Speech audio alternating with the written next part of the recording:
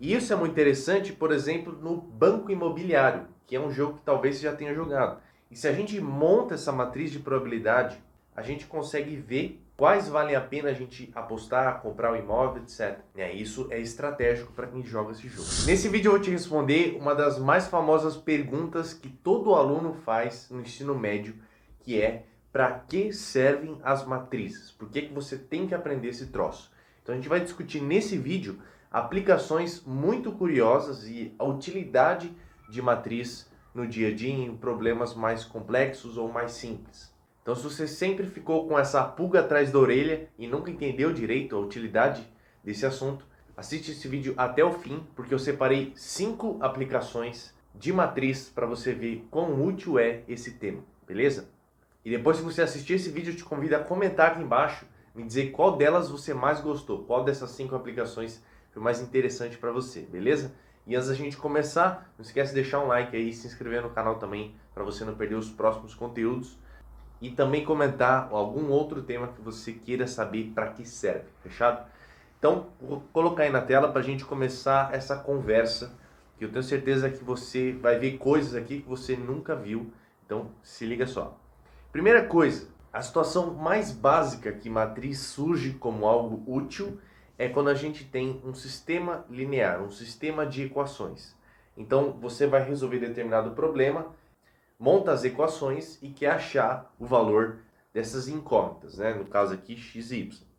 Então, uma forma de você resolver esse sistema é subtraindo as equações ou fazendo alguma operação entre elas, substituição, do jeito que você está acostumado a resolver. Outra forma é a gente transformar esse sistema em forma matricial. Inclusive, o surgimento das matrizes ele tem muito a ver com isso.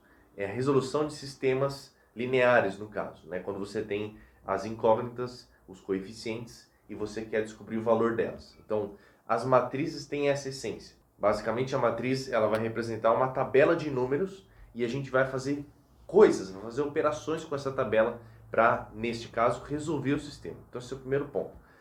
Então, tendo aquele mesmo sistema nessa forma matricial, para a gente resolver ele, a gente cria uma outra álgebra, que é a álgebra das matrizes.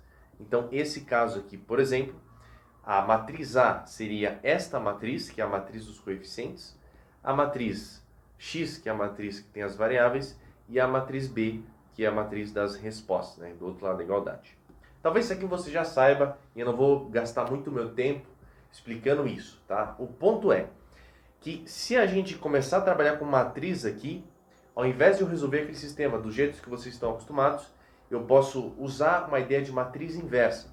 E aí, para eu descobrir o meu x dessa equação, que na verdade vai representar o x e o y, né? A gente faz a operação de matriz inversa aqui. E aí, com uma simples multiplicação de matriz, a gente consegue descobrir qual é a solução do sistema. Então, essa é a primeira aplicação mais direta de como você resolver esse sistema. Só que eu vou te falar que diversas coisas no dia a dia recaem em sistemas lineares. E muita coisa que você usa também recai, por exemplo, GPS. Se você não sabe, o GPS, que em inglês significa Global Position System, que é um sistema de posição global graças aos satélites que estão rodeando a Terra, eles conseguem emitir sinais e aí, de acordo com os aparelhos eletrônicos que a gente tem, para saber a sua exata localização, né? Claro que a principal intenção deles inventarem isso, na época, foi para a guerra, né? Mas acabou tendo um uso no dia a dia das pessoas. Então, como é que funciona o GPS e o que isso tem a ver com matriz? Basicamente, toda a região do planeta Terra ela é vigiada por pelo menos 4 satélites, que é o que eu coloquei aqui. A gente tem o planeta Terra e tem 4 satélites aqui que conseguem enxergar aquela região, determinada região. Lembrando que eu peço que você tente visualizar isso de forma 3D, tá? Então, a informação que esses satélites têm, de acordo com aquele aparelho eletrônico, então, se eu estou com o meu celular aqui em mãos e eu estou emitindo um sinal, esse sinal chega lá naquele satélite e a informação que ele consegue calcular a partir disso é a distância. A distância do meu celular até o próprio satélite, certo? E de forma bem simplificada é isso. Então, ele sabendo a distância não diz muito sobre a localização que você está. Porque, veja bem, se eu tenho a minha caneta e tenho minha mão, elas estão com uma distância. Se eu fizer isso daqui, mantendo a distância, eu mudei totalmente o lugar, mas ainda mantive essa mesma distância. Então, ou seja, se o satélite for o centro de uma esfera, é a mesma coisa de eu estar no centro da Terra e toda a superfície da Terra, qualquer ponto ali tem a mesma distância até o centro da Terra, até eu, certo? Então, só a distância não é suficiente para eu saber a localização, mas é o que o satélite consegue calcular. Então, apelando um pouco para a geometria, se o satélite seria o centro e ele sabe a distância que você está, a gente pode dizer que tem uma esfera em volta desse satélite, uma esfera imaginária, em que qualquer ponto dessa esfera tem a mesma distância do seu celular. É isso que o satélite entende, basicamente, tá? Uma esfera e todos aqueles pontos ali estão a essa mesma distância, tá? Só que aí vai ter um outro satélite que vai fazer a mesma coisa. Ele vai calcular a distância entre ele e você e ele vai ter uma esfera de possibilidades. Todos aqueles pontos da esfera estão naquela mesma distância. E aí vai ter um terceiro satélite, um quarto satélite. E o ponto é, existe um teorema na matemática muito interessante que ele diz o seguinte, que se 4 esferas se intersectam, e essas esferas não estão coplanares, ou seja, não estão no mesmo plano, 4 esferas se intersectando, essa intersecção é um único ponto. Em outras palavras, se 4 satélites calcularem a distância entre cada um deles e você, e como eu já falei, essa distância que eles calculam é como se fossem esferas, a intersecção dessas esferas é exatamente a sua localização. Esse é o ponto. É a essência do que é o GPS.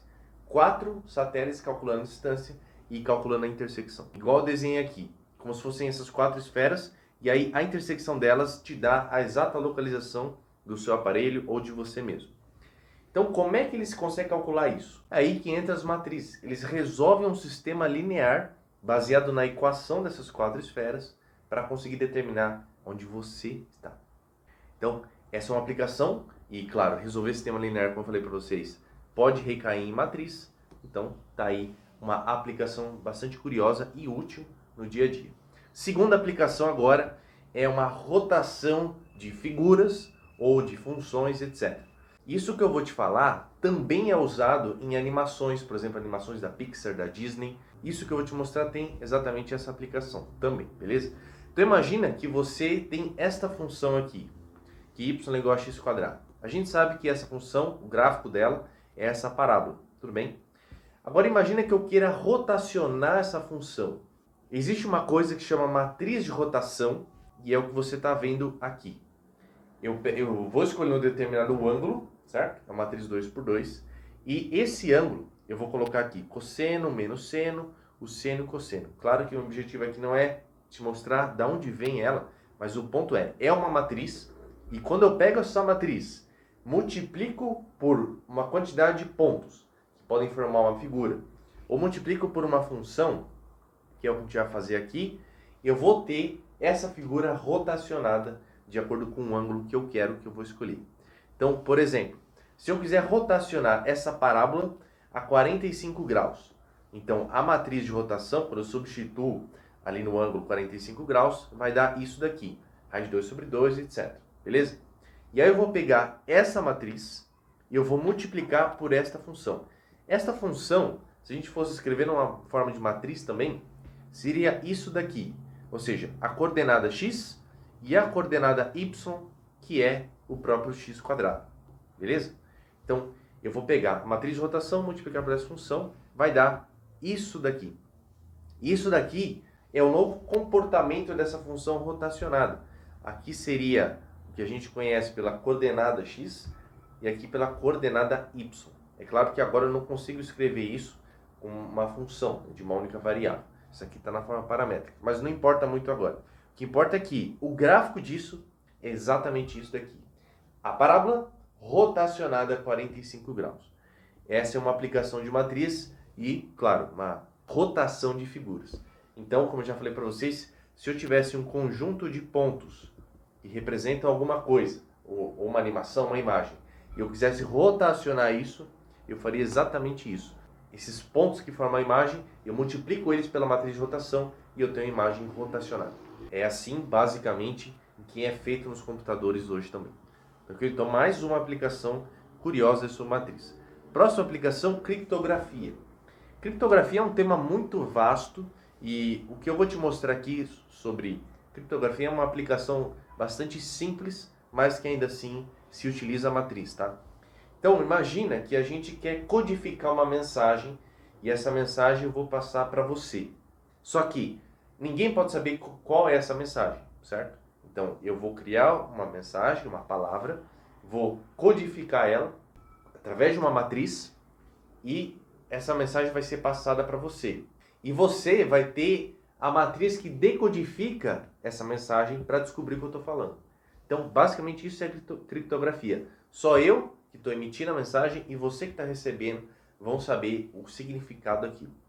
Então, um jeito simples, um tipo de criptografia, é a gente pegar o alfabeto e colocar cada letra correspondendo a um número. Então, o A vale 1, o B vale 2, assim por diante, até o Z valendo 26. E aí eu invento uma matriz que vai codificar essa mensagem. Pode ser uma matriz 2 por 2 e ela tem algumas características específicas, mas eu não vou entrar em detalhe agora.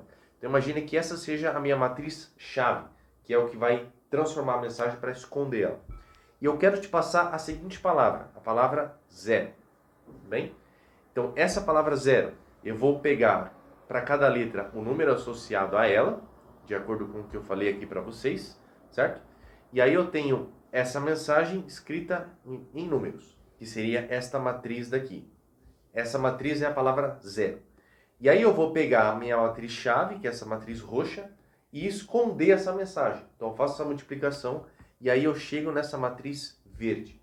A matriz verde é a minha mensagem escondida, codificada, tá?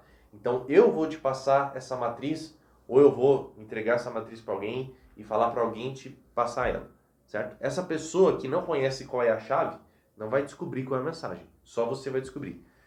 Então essa mensagem verde, ela viaja até você, e aí quando ela chega lá, se você conhece a matriz codificadora, a matriz chave, é só você calcular a matriz inversa dela, que no caso seria essa roxa daqui, certo?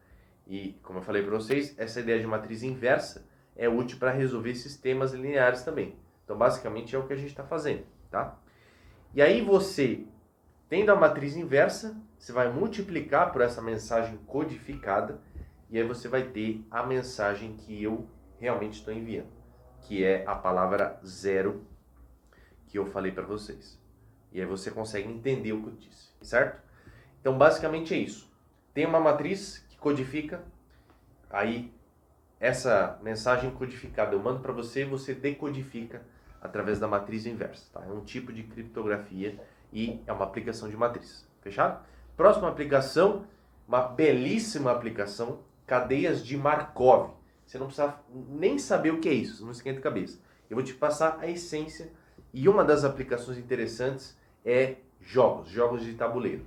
Por exemplo, imagina que a gente tem esse tabuleiro aqui, as casas, e vai jogar eu e você, por exemplo, com alguns pinos, né?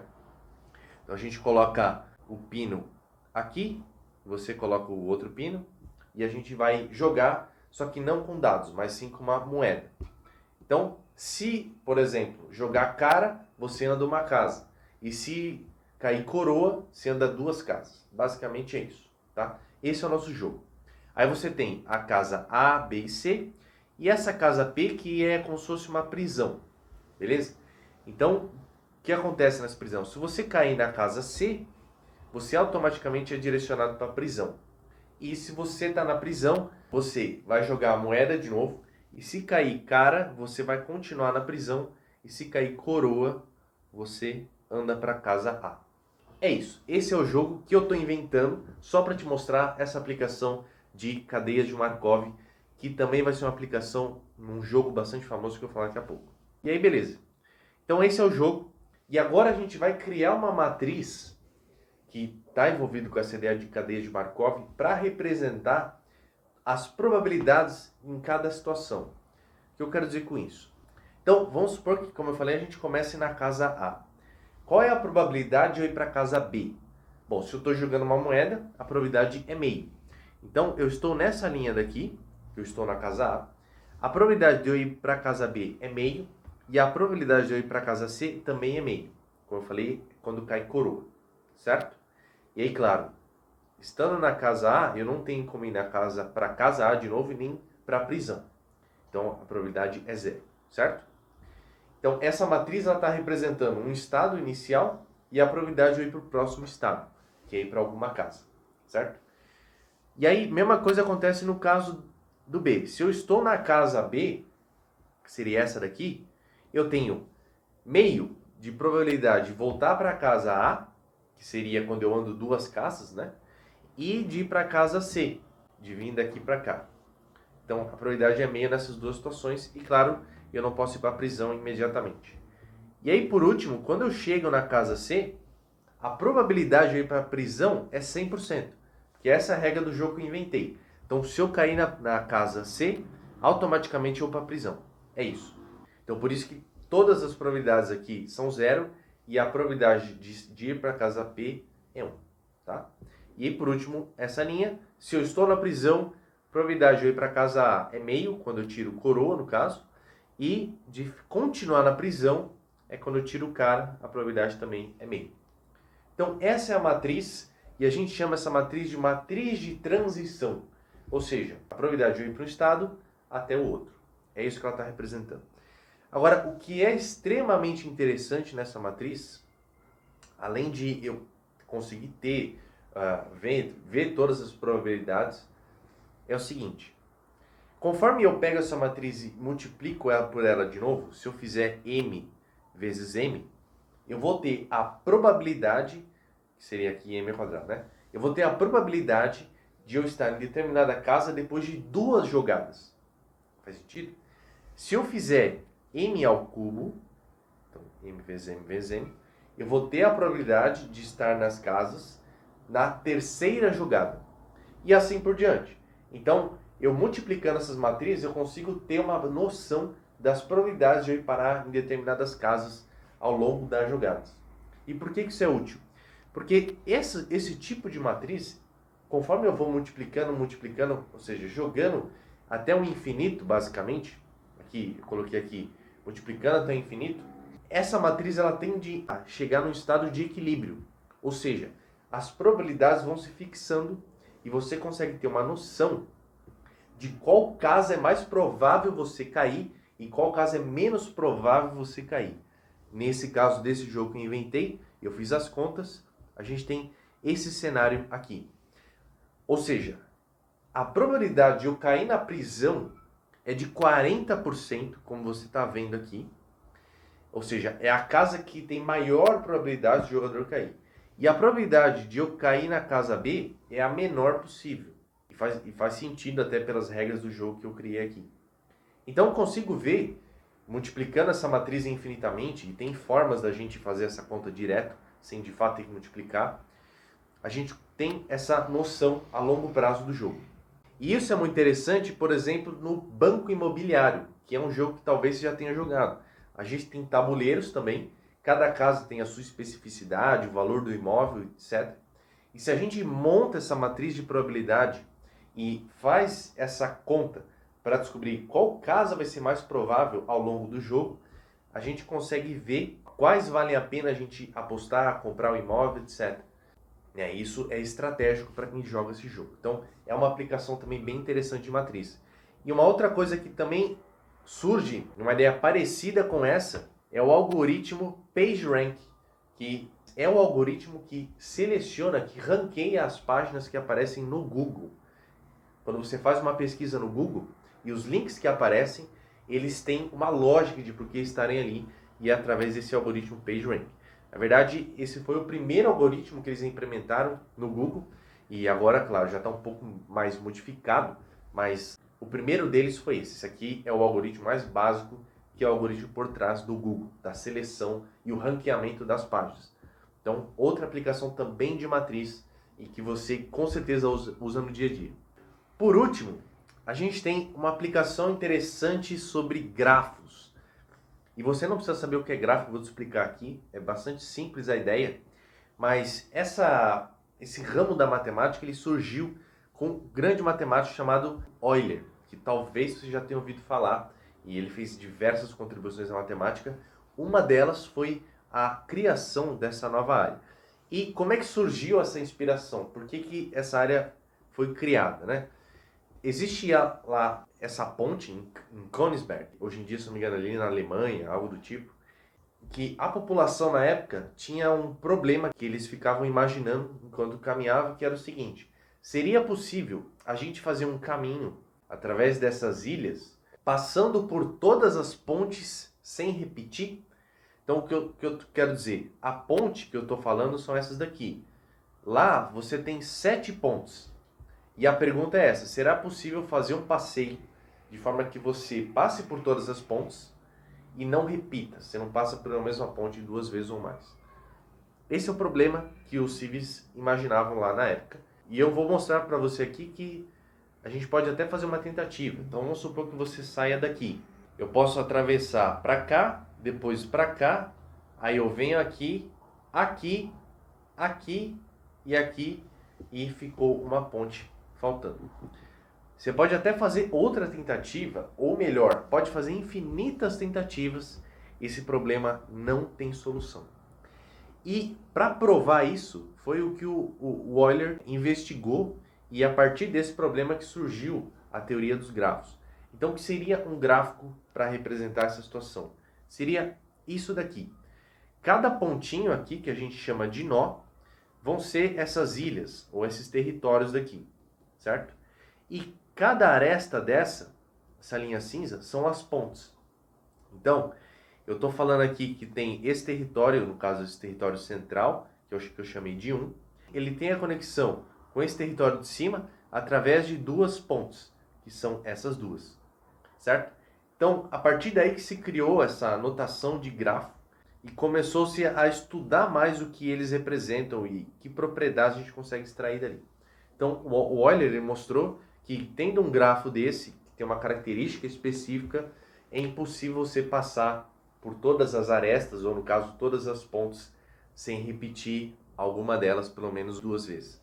Então ele provou matematicamente, e aí surgiu a teoria dos grafos, tá? E o que isso tem a ver com matriz? O que tem a ver é o seguinte: eu vou desenhar um gráfico aqui para você, ou melhor, um grafo, né? Que representa uma situação qualquer, tá? Grafos hoje em dia, eles têm aplicações diversas, em páginas da web, caminhos, quando você quer fazer conexões de caminhos, cada ponto desse pode ser um país ou uma cidade, enfim. Tem de várias aplicações. Mas nesse exemplo aqui que eu estou dando para vocês, eu tenho este gráfico, que tem essas conexões, tá? Eu vou chamar um gráfico de G. E aí a gente pode, a partir do grafo, criar uma matriz que se chama matriz de adjacência. O que é isso? É o seguinte, vamos pegar esse nó 1, que está representado por essa linha. O 0 e 1 vai dizer para mim se esse nó tem ou não conexão com outro nó. Então, por exemplo, o nó 1 não tem conexão com ele mesmo, então é 0. O nó 1 tem conexão com o nó 2, então é 1. O nó 1 não tem conexão com o nó 3, então é 0. Ele tem conexão com o 4, que está aqui, ó, então por isso que é 1, e não tem conexão com o 5. Então é isso que eu estou mostrando nessa matriz de adjacência. Ela descreve para mim o que está acontecendo nesse gráfico, tá? De forma matricial, obviamente. E a mesma coisa se eu olhar aqui na segunda linha, eu estou pegando o segundo nó, ele tem conexão com 1, não tem conexão com ele mesmo, tem conexão com 3, com 4 e não tem conexão com 5. Tudo bem? Então acho que ficou claro como é que é a montagem dessa matriz aqui e o que a gente vai poder extrair a partir dela. Porque uma coisa é eu montar essa matriz, outra coisa vai ser eu extrair informação só da matriz sem olhar o gráfico, que é o que a gente vai fazer. Então, dentre as diversas coisas que eu posso fazer com essa matriz para estudar esse grafo, tem uma coisa que é bem interessante, que é o polinômio característico. E não se assuste, tá? É só nível de curiosidade, não precisa de nenhum pré-requisito. O que eu quero te mostrar é que essa matriz ela tem uma espécie de DNA, entre aspas, que a gente pode traduzir esse DNA num polinômio, beleza? O como fazer isso não é interessante agora, mas o ponto é, eu tenho como fazer isso. Então, tendo o polinômio dessa matriz, que no caso daquela matriz que eu mostrei para vocês, é isso daqui, certo? Polinômio de grau 5, porque tem 5 linhas e 5 colunas. Esse polinômio, ao olhar para ele, ele me dá informações sobre o grafo, sem que eu visse o grafo. Então, qual a primeira informação interessante? Esse cara daqui, esse coeficiente menos 5, ele representa para mim o número de arestas do grafo com sinal trocado, né, por extensimento. Então, vou voltar lá para você ver. Ó. Aqui significa que eu tenho 5 arestas no grafo. E é exatamente o que acontece. Ó. 1, 2, 3, 4, 5. Beleza, então já tem uma informação. O polinômio já me diz coisa. Outra informação bastante interessante é essa daqui, esse outro coeficiente. Ele diz para mim o número de triângulos que tem no grafo vezes 2. Então, quando eu olho aqui, no caso desse grafo, se aqui é menos 2, significa que eu tenho um único triângulo nesse grafo, sem eu olhar para ele. É o que essa conta está me dizendo, certo? E quando a gente volta para cá, realmente a gente tem um único triângulo nesse grafo. O que é um triângulo? É a conexão de 3 nós, né, que fecham um ciclo. Então eu tenho um ciclo fechado por 3 nós e esse polinômio característico me diz isso. Então é interessante uma aplicação dessa, que caso você tenha que representar uma situação, um grafo, por exemplo, de uma coisa bem complexa, maior, desenhando ele talvez não fique prático você conseguir enxergar as coisas, quantas arestas tem, quantos ciclos fechados com 3 nós existem. Então o que você faz? Você monta a matriz, faz essa conta maluca para descobrir o polinômio característico e o polinômio vai te dizer quantos triângulos tem, quantas arestas tem naquele grafo específico que você está representando. Então, é uma aplicação que, na minha opinião, é bastante interessante, que pode ser usada em diversos momentos, tá? Mas é uma outra utilidade de matriz. E eu tenho certeza que com esse vídeo, você esteja um pouco satisfeito com a utilidade desse assunto em matemática. Então, não é de besteira que a gente aprende ele na escola. E olha que o que eu falei aqui são aplicações mais práticas. No ramo da álgebra linear, a gente tem aplicações que vão muito longe, com vetores, etc. E aí a abstração ela aumenta. Por isso que eu não trouxe muito dessa parte para cá, porque normalmente é o que vocês veem também, né? Principalmente quem vai para o ensino superior. Mas uma coisa que é bastante evidente a utilidade de matriz é a computação. Quando a gente trabalha com dados, tabelas de números, etc., tudo acaba recaindo numa matriz. E é com essas matrizes que a gente trabalha. Então é uma aplicação óbvia aí da utilidade desse assunto e principalmente uma aplicação moderna, né, que é o que a gente faz basicamente no computador, para qualquer pessoa que vai programar, até planilha, se você for ver, aquelas tabelas de números nada mais é do que uma matriz também, beleza? Então, espero que tenha agregado para você alguma dessas aplicações e me esquece de comentar aí qual delas você achou mais interessante dessas 5 aí que eu trouxe para vocês. E como eu já falei, se vocês quiserem deixar um comentário também, outro tema que a gente investigue junto, para que serve, também vou ficar feliz de trazer esse conteúdo para vocês, beleza? Então não esquece de deixar o like também, se inscrever no canal. E é isso, agradeço sua participação, principalmente se você veio até aqui, e a gente se vê no próximo vídeo.